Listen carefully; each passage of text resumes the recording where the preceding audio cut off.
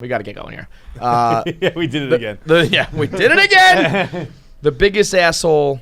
You know, we can just roll this into Am I the Asshole as well. But this guy on the plane, man. I got, like, my secret confession is I like this guy. I just can't get enough of his opening line of the video. You guys fucking suck. That is so funny. Like, that's what you yell at your guy. Like, that dude, that exact phrase, I could take him and transport him to a frat house or a college dorm or an apartment. And that dude, you've all been like pre-gaming and playing beer pong, and everyone else in the house has decided they're not going to go out. And he's the one guy who wants to rally people to go out, and everyone's like, nah, man, I'm just tired. Or like, we're pretty fucked up, we're just going to stay in. And that guy's so mad that he doesn't have anyone else to go out with, and he just goes, man, you guys fucking suck. None of you guys you're all fucking lame. None of you guys are cool, except he's doing it on an airplane, and he's about to be duct-taped to his seat for the next 6 hours because of it. He's just such a douche. Like, he doesn't specify. He's not fucking suck, and he hits it so hard. He does hit it hard. It's so great. I can't get enough of him. So anyway, if you don't know the story, this guy was unruly on a plane, yelling at everybody. Going sucks. to Florida, I believe. I'm sure it was like masks or vax or something was at hand. No, I think he's just drunk. Was he? But you know what like started the beef? Oh, I don't know the answer to that, but like I think He was groping the. Oh well, okay. Yeah, Then never mind. I recant. I don't like him. I don't fucking like him. I forgot about that. Yeah, he groped at least two of flight attendants. Okay, and then he punches the guy in the face, and then they duct tape him to his seat, and they gag him with this fucking tape over his mouth. They tape his head to the backrest so he can't move his fucking head. It's kind of cruel and unusual punishment. Not gonna lie, he deserves it, but it's harsh. He's an asshole. Yeah, he's a dickhead. Son of a bitch. Because anyone who's like, everything on a plane is just about minding your business. Yep. Everything about travel, mind your fucking business. The be normal mantra applies no more so than on a plane. The higher you get up in elevation, the more you have to the more it counts. Agreed. So like if you're an astronaut and you're being an asshole, it's like we're gonna blast you into space. Yeah. Because you're being a dickhead and we're 65 miles above the planet Earth. So like anyone who causes any kind of scene on a plane is a real fucking dickhead. Mm-hmm. But there are parts of this kid, aside from the groping, that I think I'm not on his side, but I do feel for him. Like, this is over the top. It's just over the top. It is, and they're. I think they're getting sued, or they're gonna get the. They're definitely gonna get sued. This guy and his parents. My parents are worth $2 million. Yeah, my parents are worth $2 million. Okay, you from Birmingham? Because that's the only place that fucking matters at all. Seriously, $2 million. $2 million. It was like growing up in poverty, bro. Yeah, like you're on Frontier Airlines, dude. You're probably driving Hyundais with me, bro. I bought that with a Discover card. You fucking poor bitch. Yeah, $2 million ain't enough to brag, bro. No, look. As a matter of fact, I think if you're dropping any dollar amount, you're not really like a baller.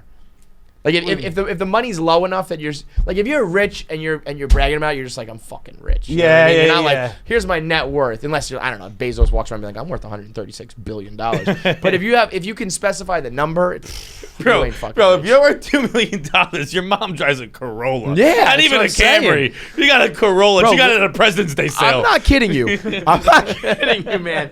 If you have $2 million in the New York City area, you ain't shit. You're really fucking not. Like, it's not a big deal to have $2 million. It's crazy, but it's true. So yeah, you better live in Birmingham, like Fight said, because otherwise you're like on food stamps. Yeah. My parents are worth $2 million. All right, what was public school like, dude? Yeah. what was it like going to USF? Like, you fucking broke bitch. Yeah, yo, your mom's got a fucking. Your mom also drives Uber on the side to make a little extra cash.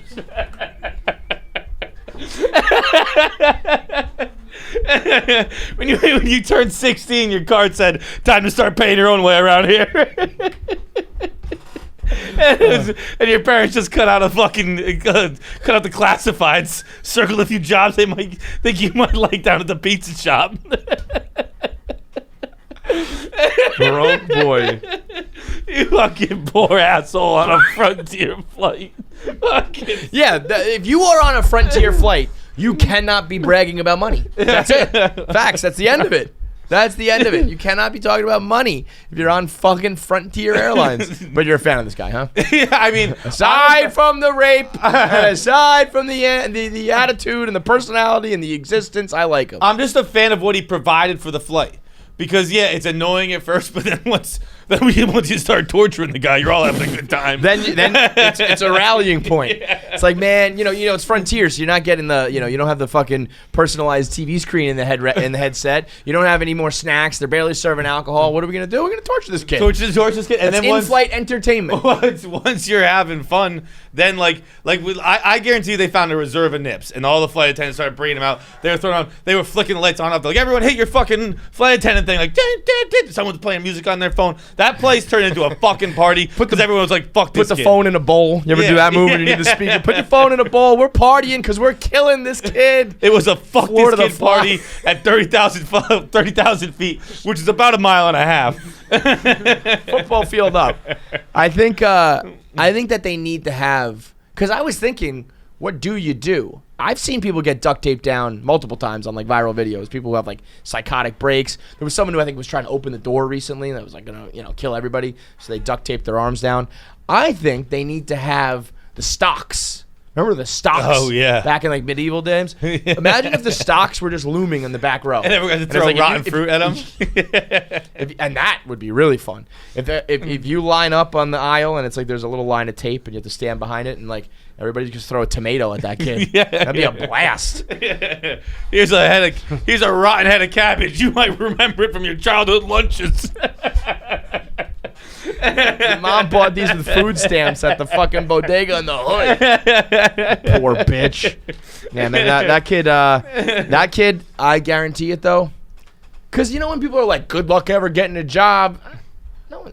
These parents worth $2 million. Just get a job. But there's how many... unless his name goes, you think his name is it out there? Everything's out there. So you think a background check, you're gonna background check for sure. Because sometimes I see these things. I get if your name gets out there, then yes, because it's a simple Google search when you interview. But if it's just your face, it's like getting banned from a stadium. It's no one's gonna remember this. You know what I mean? Banned from a stadium. Once your name is out there, you're fucked. I mean, it has 12 million views. There's people just get off on plane behavior. Yeah. When there's a plane fight, plane rage, plane whatever. So I mean, because it's up there, everyone's it's oh, good, a fucking person I can hate. Yeah. Because it is. It's a rally. No one's gonna get mad at you for saying that person's a dickhead. Almost everyone on the planet, if you call them a dickhead, someone's gonna be like, well, I don't know. No, yeah. If you're rude in the air, there's something about when you're on a plane. There's a level of danger that's heightened a little bit. Come on, you can't crash the plane. You can't open the door. We'll all die. Yeah. And there's a level of misery that is completely understood and accepted. And if you exacerbate either of those situations, the safety or the misery on a plane, you are universally hated. Mm-hmm. And it's one of the only things, you're right, that the world can agree upon. If you're a dickhead on a plane, you are a dickhead. You are the biggest dickhead in the world. Other places, other times, other things, you might get the benefit of the doubt. You might get a free pass or whatever. If you're a dick on the plane, everybody hates you. It's the one place that you have to have manners. You have to have manners. And he was such an asshole that it overshadowed sexual abuse, sexual assault. Yeah.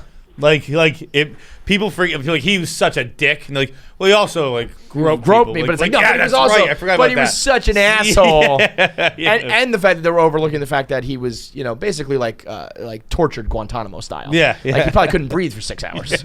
I mean, which and unfortunately he got out of the tape at one point, and the guy goes back and tapes him up again. Which he's not gonna be that easy, pal. I was gonna say when I thought, now that I know his name's out there and he's probably ruined. He probably won't get a job, but in the long run, he'll probably get a settlement out of this. This guy's probably gonna make money off this. He probably won't make money in the long run because he will never get a job again. But he'll make money off this individual incident just because he can sue because they broke protocol. That's why they need airline stocks. we had the FAA agreed upon stocks. We put them in. That's just how it goes, man. So that guy universally the asshole. Let's find out who else. By the way, Nick pulled the clip up. We should just. We said it on the rundown just so people don't think, you forgot the reference. No, the Sunny reference is there. Didn't want to reuse the reference, but yes, it is very much like in the Beat Boggs episode when Dr. Mandus Toboggan What's he do? He dabs the kid? Is that what it's called? Yeah. And he just like drop acid in his, in his Yeah. beer? Yeah. Mantis Toboggan might be the greatest fake character. You know, fake name. That could be a top 5 at some point. Fake name, fake TV. You want the good news or the bad news? Well, you want the good news or the bad news? I always go good news first. All right, the good news is when we started this shit, only 10% of people watching our YouTube videos were subscribed. And now it's up to 40%. So that's almost like a 50-50 split. That's a 30% increase. A little math for you. That's the good news. Too much math for me, but it's good news. You know what the bad news is? That still means 60% of you motherfuckers aren't subscribed. It still means good the thing majority. I asked first, because that would have been backwards. That'd have been terrible. Yeah. Imagine if I was like, well, the good news is it's Good thing I fucking go good news first. 60% still just freeloading off of our videos. And guess what? It's YouTube. You're all freeloading. It's none of it really. The only cost is to push the fucking button. Just push it. Push the button. Push it. Push it real good. Push it real good!